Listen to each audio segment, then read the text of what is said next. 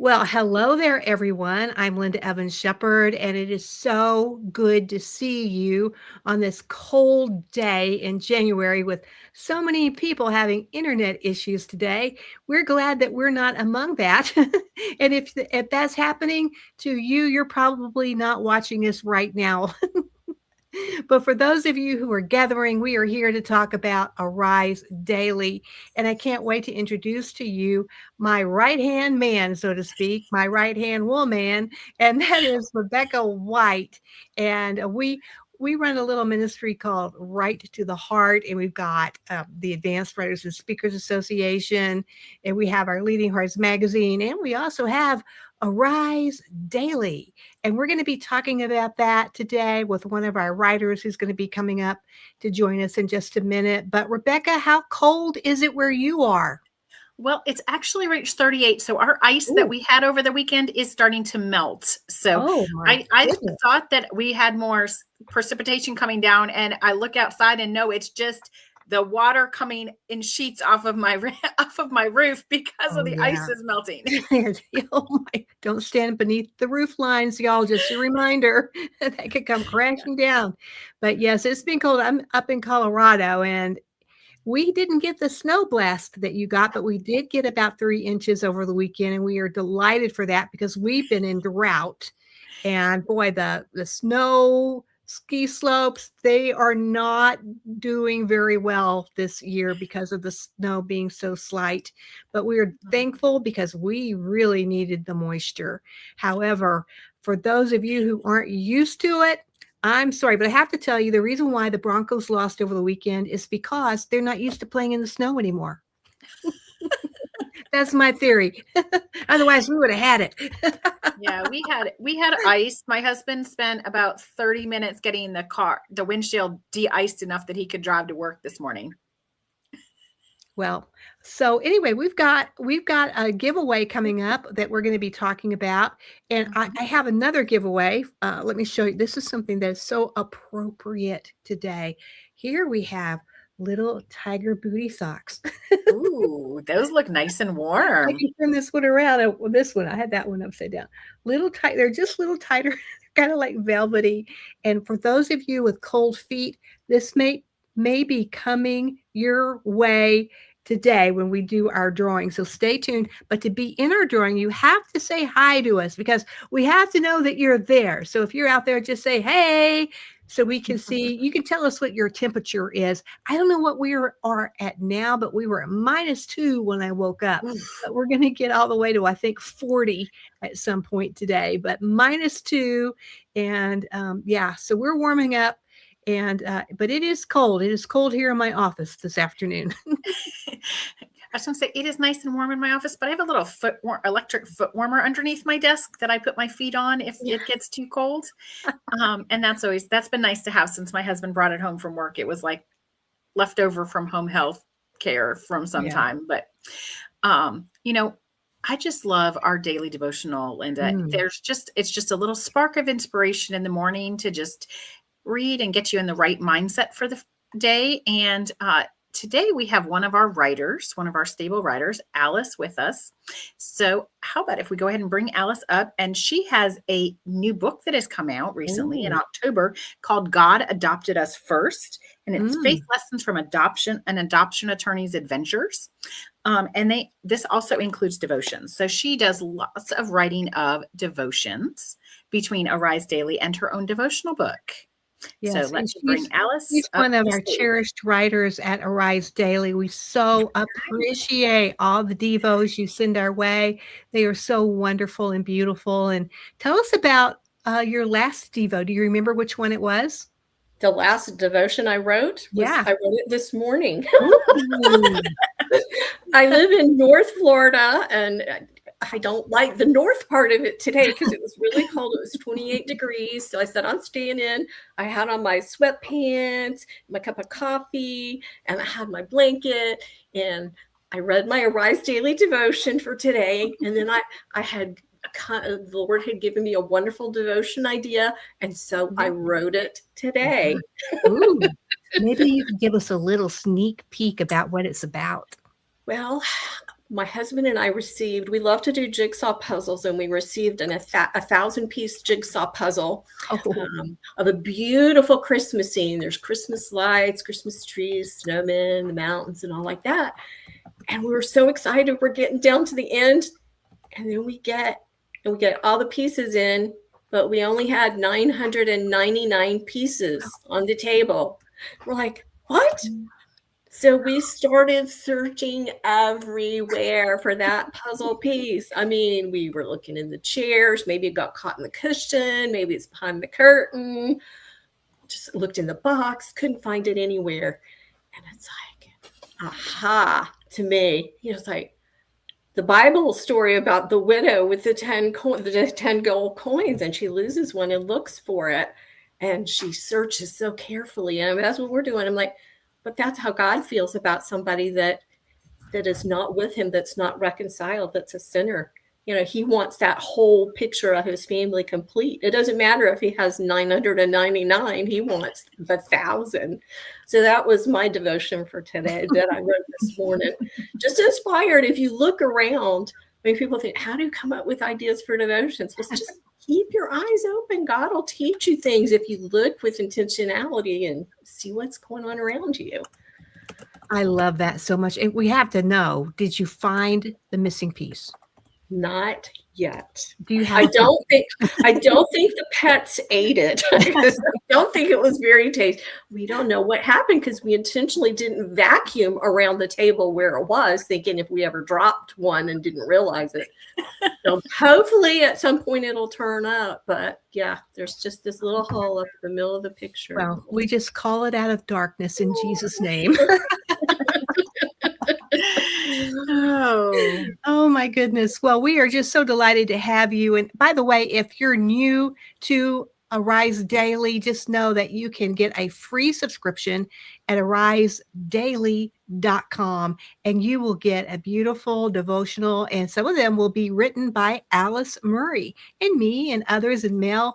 Mel could pop in any minute. We think she's frozen in. And we think as soon as she can get here, she will. But if she doesn't, we have our wonderful Rebecca with us, and we're just going to have a good time. And hopefully if she shows up, we'll just include her in our conversation. But we just want you to know that you can get a free copy of our devotional at arisedaily.com. And Alice, go ahead and show off your book. Tell us what your book is about. Hopefully you can see this. It says, God Adopted Us First, Faith Lessons from an Adoption Attorney's Adventures. And I was an adoption attorney for 35 years here in Florida. Mm-hmm. So that's why the beach scene. Mm-hmm. And I have short red hair. So there's the short red hair. Mm-hmm. The triangle and the heart are the recognized symbol for adoption. So I put that on there, but then I see adoption as a tool that God uses. So I put a cross on the top of it. So that's the cover. But inside, I've told 40 different stories. They're all true. I did not make any of them up. They say truth is stranger than fiction, and it is. My sister read the manuscript, and she said, you made some of this stuff up, didn't you? And I'm like, no, it's all true. So I told really interesting stories, and they run the gamut of emotions. They're heartbreaking, they're heartwarming, they'll make you laugh, but it shows adoption from all different perspectives so people can get an idea about it. And it's followed by a devotion, because in every single situation, there was some faith lesson that I learned. So I springboard off the story to a devotion that teaches that faith lesson. And then the devotion is followed by what I call baby steps to grow faith. So I ask them questions so the reader can kind of implement whatever that lesson is in their own lives. And I do start out with a long introduction. I know people kind of overlook the introduction of a book a lot, but mine's really important because it shows how adoption is all over the Bible. There's stories about Moses was adopted by Pharaoh's daughter. We have Esther was adopted by her cousin Mordecai. She was an orphan. He adopted her. And guess what? Jesus was adopted. His mother's husband, Joseph, raised him as his own, taught him to be a carpenter, just like, a dad would do for his son. So adoption's all over the Bible, and there are Bible verses about adoption. So Romans 8:15 says we're all adopted to sonship when we accept Jesus. So adoption's a beautiful thing, and I think it helps us to understand God's family and the choice. When you adopt, you're making a decision to create a family, and God chose to give us a way to become legally a part of his family and his heir. So it's really important to understand adoption. So, Alice, what brought you into the adoption? What made you become an adoption attorney? Why did you choose that area? I did not choose it. God chose it for me. He worked that little path to get me where I was. I had practiced in Ohio for 4 years after graduating law school. My husband, who's in the Air Force, got moved to Florida, so I had to take the bar exam again. 2 days, 8 hours a day, answering essay questions. I don't remember anything else on the bar exam except the very first question, and it was an adoption question. I can remember the whole question. I thought, that's strange. And then when I got back home, I was having difficulty finding a job, and a local attorney said, "Oh, I've got some part-time work for you, but let me take you to the Bar Association luncheon, and I'll introduce you to some folks." And I got there, and he introduced me to Rob Harrell, who's the attorney that I worked with for 35 years. He said, she's looking for work. And he came over and said, I need some help.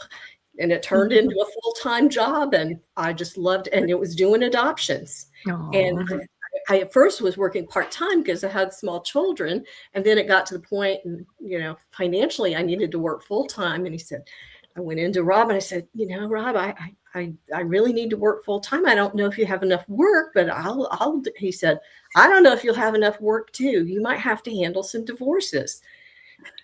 I never handled the first divorce in 35 years. I got in there and got working on it. And that's what I did. Maybe sometimes 60 hours a week, but I absolutely loved doing it.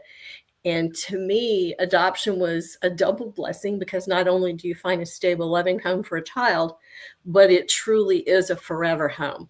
A lot of people will say adoption gives you a forever family. Well, if you're placing with your Christian family, it's a double forever family because you're going to have a family for your earthly time, but you're also being introduced into God's family. So that's a forever family too. Yeah, we were blessed with having a great adoption attorney for us. We adopted our 2 daughters, and so we used there was an adoption attorney from Jacksonville, Florida, because that's where the girls were from. Yeah. Well, I love it, and I really want people to understand it because I've had people tell folks that actually a birth mother I worked with, the birth father's family were stout, churchgoers, and they said, you can't do that. That's just unbiblical to place your child for adoption. If you got pregnant, God will provide. And it's not unbiblical. Look at the Bible. Moses was placed there. How could he lead those millions of Israelites through the wilderness if he hadn't had the training in the palace, brought up as the daughter's son? He knew how to lead people. He observed government. He spoke that language. He was used to seeing the army and how that operated. So God intentionally used that. Same thing with Esther for such a time as this. She was adopted. Mordecai worked in the palace. So God uses, I'm not saying adoption's for everybody, but it's not unbiblical. God can take the circumstances, and that's his plan to reach his ends in certain situations. Yeah. Well, hello, Catherine. We're so glad that you're with us. And again, everybody can say hi if they would like to have a chance to be entered for prizes. So, make sure that you are saying hi to us. Well, if we can get your name. And if we get 5 people to say hi, we're going to give away a copy of your book, Alice. Is that correct? Yes, ma'am. Yeah. So we're going to give away. And if we get 10 people to say hi, I'm going to have something that everybody needs today. Little soft fruities. so cute. Beat the cold. So come on, let's get going and get some more highs out there. Hey, hi, whatever. Just let us know you're there and you can be in the drawing coming up. And Alice, I love to hear your story.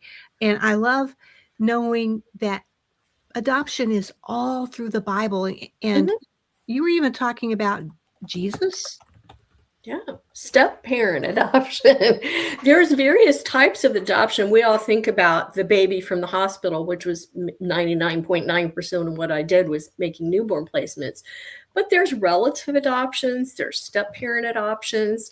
So there's even single parents that adopt. And if you note in the Bible study about Moses, they never mentioned that Pharaoh's daughter had a husband. So maybe she was a single parent. So we had a single parent, we had, relative adoption with Esther, we have stepfather adoption. Now, it wasn't a legal procedure, but adoption was all throughout history, even before the Bible. I mean, the Romans recognized adoption, and that was one way they could pass their legacy if they didn't have a child or somebody wasn't suitable, they could adopt. So even the Code of Hammurabi has a stele that's got the code carved into it and even has a part about adoption in there. So it was a long held practice.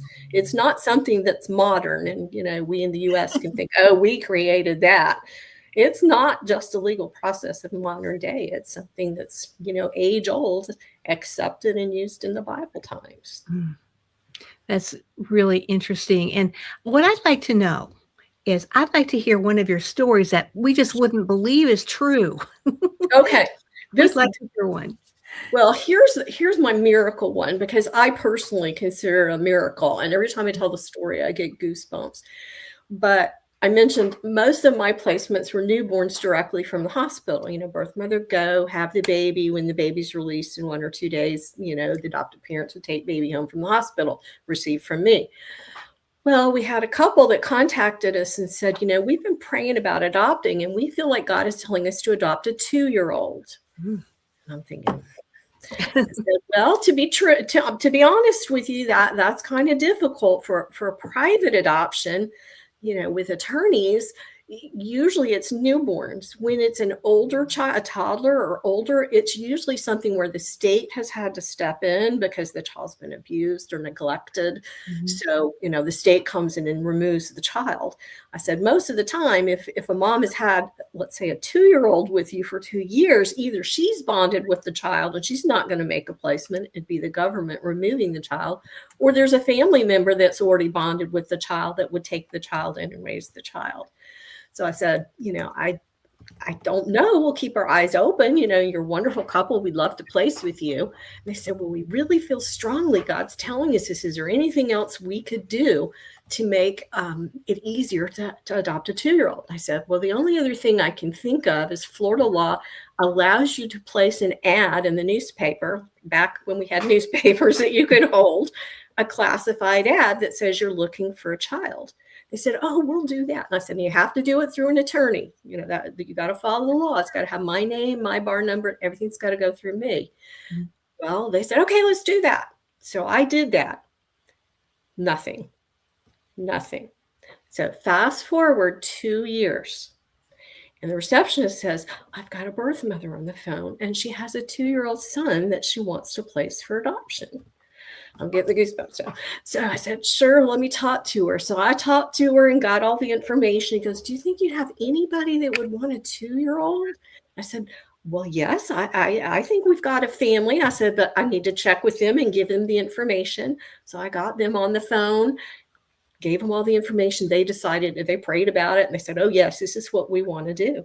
So I said, okay, great. We'll move forward. We'll start the court proceedings and follow the law. So I pull the file out and I look through the paperwork and I see where I have the documentation from the newspaper with the copy sheet, the tear sheet from the newspaper that shows when the ad ran. The ad ran on the birth date of that child. Oh. So I'm getting the goosebumps. So they prayed and they asked, and God answered the very day that ad came out. He said, yes, but wait. And they had to wait those 2 years and they got the 2-year-old. But he had said yes immediately. And then that was just, it just blew my mind. I just could not believe it when I saw that day, because of all the days, I mean, that had to be God's hand on that. It was just so beautiful that he had arranged that. And they were so faithfully praying, and they knew, and he knew that was a place for that child. And it was clear as day. If you look at that ad, he put his stamp on it. Yeah, this is my doing. See, I did your ad and his birthday. And I just thought that was just so beautiful. I mean, I don't know how you can do adoption work and not believe in God, because I see so many miraculous things that have happened that, how do you explain it? Sure, maybe once is a coincidence, but year after year after year, we just see beautiful things that had happened. So I said, how can I be selfish and not share this with people? People need to understand how good God is and how important, adoption is to him, and adopting all of us into his family. We have to make the choice, and it's just wonderful to be able to do it. And when I retired from practicing as an adoption attorney, I was reading in Revelation, which is, we'll admit, not one of my favorite books of the Bible, but I read Revelation 1:11, and it was like, poof. In Revelation 1:11, I wrote it down so I wouldn't mess it up when I said it. So John is told, write on a scroll what you see and send it to the 7 churches. And then the 7 churches are listed. And to me, it was like, only John was seeing this wonderful vision, but God wanted him to share with everybody, because 7's the number of perfection and completion. He wanted you to get it. He wanted John to get it out to everybody in the church, what God's message was. And I felt like that to me. It's like, who else would see these adoption stories from this perspective and would be able to give it out? Because adoption is very, very confidential. And even if somebody's involved in one, they don't see all the different sides that I see, the judge, the birth parents, the adoptive parents, the counselor. I get to see all the different sides of it. So I thought, this is what God wants me to do now that I'm retired, because I was kind of bummed. I'm not going to have my hands on in adoption anymore, but I'm still connected with adoption, just in a different way. I'm getting it out there for people to understand. So, and sharing my faith, because I'm passionate about both adoption and my faith.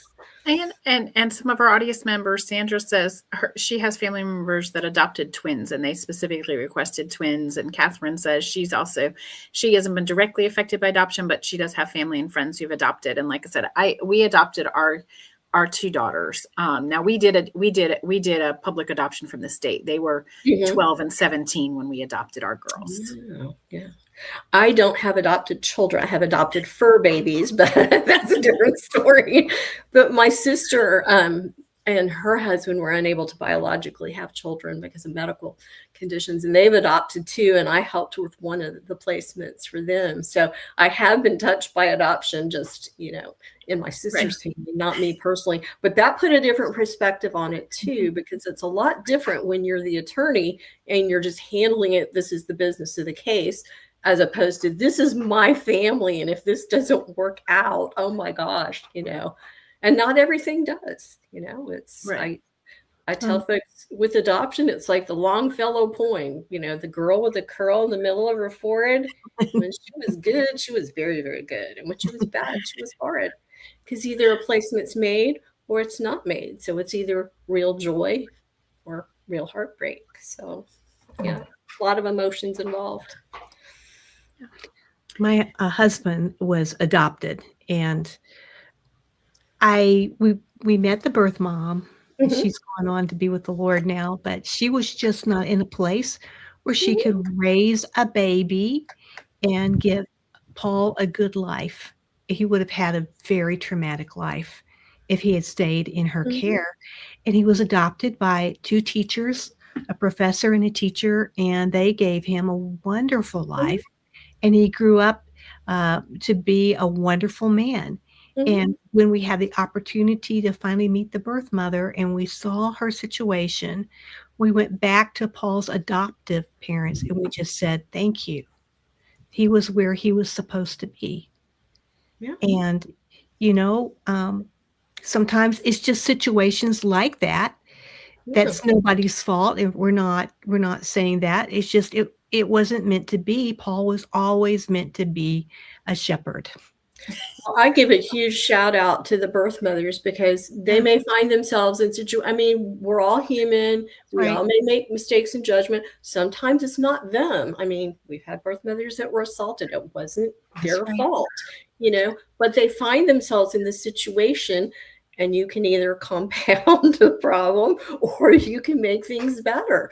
And adoption is not for everybody, but there are just some circumstances when the birth mother is just really not able. It may Yeah. be mental health issues, physical issues, age, and it's just, yeah, we're there to help. And I always tell the adoptive parents, it's like, I know there's a sense of loss for the adoptee that they can't, be with the biological family, but they should look at it as they're loved by even more people because they had at least one parent that loved them enough that made an arrangement for them to have a wonderful life. They couldn't provide it, but they acted like a parent and provided, the situation where the child could get what the child needed. So my hat's off to them. And a lot of times people have bad views of adoption and adoption attorneys.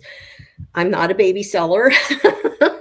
I've been called that, Oh my goodness. but I'm not. I mean, there's always bad apples in every profession, and there are people out there that money's the main thing, but the vast majority of adoption professionals I've met are wonderful people, and a lot of them are Christians, and they're in it not for the money, but they love and want children. That truest part of faith is caring for widows and orphans. We want to make sure these children have a good forever home in the truest sense. So we're going to ask again, if you are here and you would like a chance at a prize, we would just love for you to just say hi. We said hi to a couple of people, Sandra and Catherine, but I believe we need to have 5 people that have said to say hi. Debbie just said hi. She's adopted. She has 2 adopted and 2 homemade children. And she heard glorious and horror stories. It's definitely a journey that causes you to lean in and completely trust on God every day. And I will definitely agree with that, having been an adoptive parent. Yeah. Well, I want to share one story that's funny because it sounds kind of heavy with all the difficulties that people go through, and it is, but there are some light moments too. So when early on in my practice, and there's a picture in the book of this, if you read it, it's called the Pizza Hut delivery. And I delivered a baby to a Pizza Hut parking lot. We had this wonderful Christian couple, and they just could not wait to meet their baby girl. And this was way back in the beginning of my practice. And the hospital would not allow the adoptive parents to come up to the hospital. They said, no, it's got to be the attorney. You've got to come sign the paperwork. You've got to get the baby. You walk out with the baby. What you do after that, you're the attorney. That's up to you. So here I am, all dressed up with the little baby. And I had told the adoptive parents, you can't come to the hospital. You go, well, where's the closest place we can get the baby? And I'm trying to think, and I thought, well, there's a Pizza Hut across the parking lot. So well, bring the baby over there. So it's like lunchtime, and I'm walking on the hospital, get in my car, drive over to the parking lot. Parking lot's packed. You can see in through the windows because all the curtains are open. The people are at the tables. Here I am with the little baby carrier, and they see me, and the wife's crying, and they're running. Oh, and they're running over, and they take the baby. I have nobody inside. It's going to call the police and say I'm selling a baby out in the Pizza Hut parking lot. I am still in contact with that adoptee. She's in her 30s now, but every year for her birthday on Facebook, I always have to tell her, happy birthday, my Pizza Hut delivery baby. Special delivery. That was a special delivery. So there are some lighthearted moments, but that's so memorable. That is just so sweet. I love that. Oh, I love that too. And let me ask you this. What if someone is saying, I've thought about adopting, but I don't know. I know that it could be really a difficult journey, or maybe I'm just too old now. What would you say to someone like that who's toying with the idea? You can always support adoption, even if you don't adopt. If you feel like, oh, I'm too old, or, medical issues, I couldn't do it. Our church has an adoption foster care support group, and they help people that are willing and able to adopt. So, for example, they have a clothes closet. So if they get foster children, or, they have a new child, they can come and get clothing at low or no cost. They have frozen food, that they can, take over, so the parents can be bonding with the new children rather than spending time in the kitchen cooking and cleaning. And then they have support group meetings for them. And that's wonderful, because as you know, as an adoptive mom, it's tough. You need support, you need prayer, you need people to encourage you. So I would say, adopting is great if you can do it. But not everybody's called to adopt, just like everybody's called to write or do other things. So, there's ways to support adoption, even if you don't adopt. And I wouldn't rule it out unless you looked into it, because, as I said, there's a lot of misconceptions about what adoption is like and what you go through. So at least check it out if you think you're interested. And I think the best thing to do would be to talk to somebody that's been through it, because they can tell you, well, I wish I'd known this, or, you should know that, because they've been through it and they can tell you. So you get a realistic perspective of, what's involved. It's not just money. It's not just laws. There's lots of emotions involved in it. So, check it out. And if you can't do it yourself, please, support people that do adopt, or maybe babysit so they can, have a night out, and whatever you can do to help them and encourage them. Beautiful. And Rebecca, how are we doing on our numbers? Is it one more needed before we can do 3? We need 2 more people to say hi. Meanwhile, I do want to say again, if you would like to read daily devotionals from us, you can go to risedaily.com. The devotions are right there. But if you want to sign up, you can sign up there, and you can get them emailed to your inbox. So they'll just pop into you in the mornings, and you can get devotions from Alice and so many of our other writers.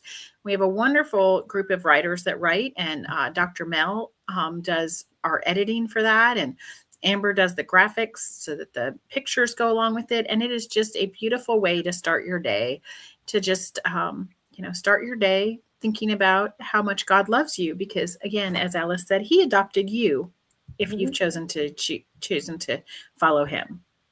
And there's no charge. There's no charge.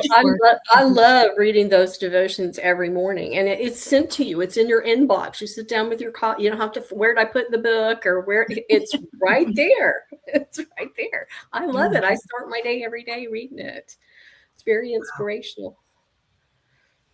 That's beautiful. Well, let's go for a couple more minutes, and then I'm hoping we can do a spin the wheel. We just need, if you're here and you're lurking, you're going to make somebody very happy, maybe yourself. When you win, we're going to start with the book, I think. I think we should do the book. And if we get 7 more people, we have the Booties for Cold Toes Day. So hopefully we can give those away too.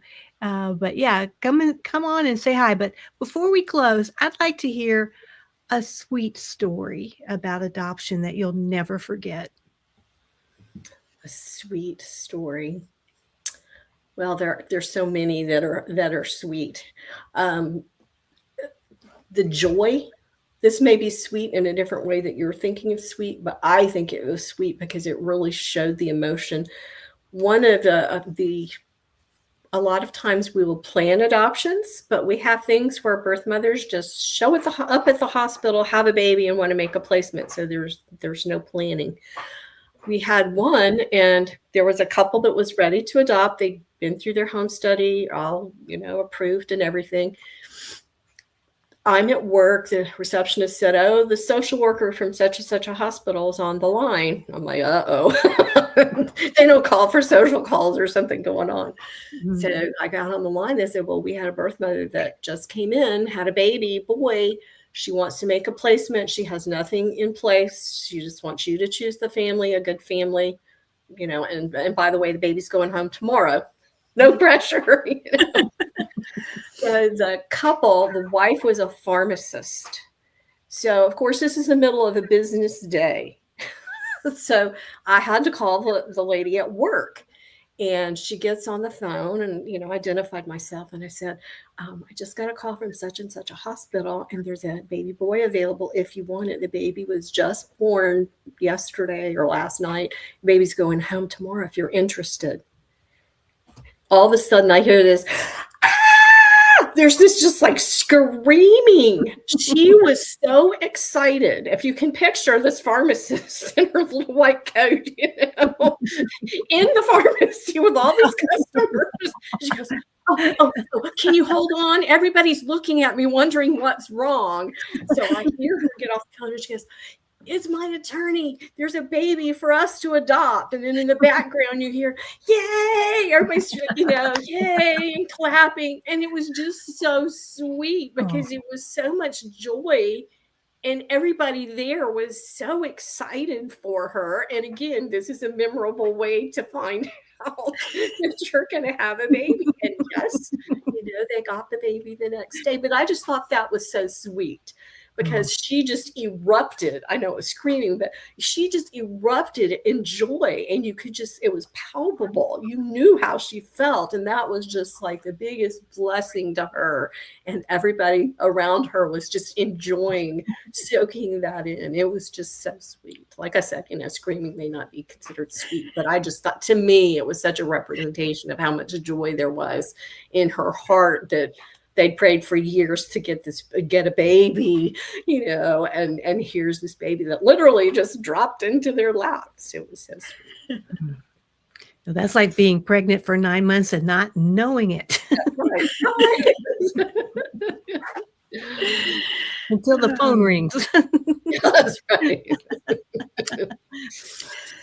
Well, I know we have a smaller crowd today, at least live, because there's lots of places that are without internet or without power and internet. And so we are missing people today, but we have loved having everybody on. And, and Alice, can you hold up your book one more time for people to see it? Absolutely. God Adopted Us First, Faith Lessons from an Adoption Attorney's Adventures. So a beautiful devotional book. And again, if you want daily devotions, go to www.arisedaily.com and sign up to get them delivered to your inbox. It's a wonderful way to start your day with God. And, it's just such a joy to be able to share God with others and to know that there's thousands of people around the world reading this same devotional and getting things from it from God each day. And I just want to add, if you're disappointed we didn't do the drawing today, hold up your book one more time, Alice, and tell them where they can get their own copy. Believe it, I know this will be shocking, but you can find it on Amazon. Amazon has plenty of copies. Just go to Amazon.com. God Adopted Us First. You should be able to pull it up just by that. But if you want to be extra, put Murray after it, Murray. But yes, plenty of copies of God Adopted Us First. And it's funny. I think you'd like it. I've had friends. I had one friend that I grew up with, was in my church youth group. She got the book and she texted me, said, oh, I've read this many stories. This is my favorite one. And then the next day she said, never mind, I've read some more. This is my favorite story now. She enjoyed seeing which the stories were. Like I said, there's all different kinds. You can get angry, you can cry, you can laugh. My brother read it, said I laughed and cried at one at the same time. Oh, that's beautiful. And before we go, I'm excited to announce that I have a new book coming out tomorrow. Woo! And here it is, Praying the Word, 90 scripture-powered prayers to calm an anxious heart. And it's a book that has the scriptures that you meditate on. And that's why here's the scriptures you meditate on. And then it's followed by, if I can turn the page here, it's followed by a beautiful prayer based on, the wrong way, based on those scriptures, then followed by a journal that you, I can't figure out which way is which, followed by the journal that you can write in and what God is speaking to you. And it comes out tomorrow. Here's the back of it. And it's solid. This thing weighs a pound. So it's really good for daily use. You're not going to get it messed up. You're not going to sit, even if you do sit on it, it will not hurt it. So I always sit on my devotional books. They get caught in the couch. But anyway, just so you know that that's out, and we will do a giveaway on that book at a future time and date. But I'm just so grateful that you were here with us today, Alice, and we're praying that Dr. Mel is okay. She was supposed to have been here, but I did hear from her. She had 2 feet of snow, and she was cleaning up. She totally lost track of time cleaning up from the storm and the 2 feet of snow that they have in their yard. oh Which my she's goodness. in Connecticut, and they don't normally get that much snow because I lived there for a few years when I was young, and we never got that much snow when we were there. Well, we normally do get 2 feet of snow here in Colorado, and we need it to run the ski resorts. And we have to have water for the Colorado River because that supplies water to all the way through California. And so you can pray for snow, but pray that it hits Colorado. Some of you probably don't want any more. But anyway, thank you so much, Alice and Rebecca, for being here. And everyone, thank you for joining us. And those of you who are watching later, just know we love you. And please, please sign up for arisedaily.com and enjoy our daily devotionals on us, our treat. Thank you, everyone. Good evening.